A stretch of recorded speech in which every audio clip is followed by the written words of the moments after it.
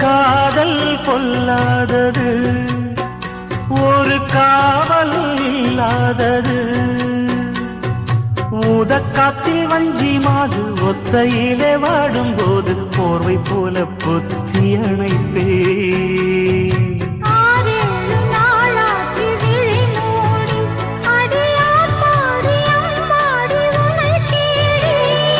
நீதானே மானே என் இளைஞர்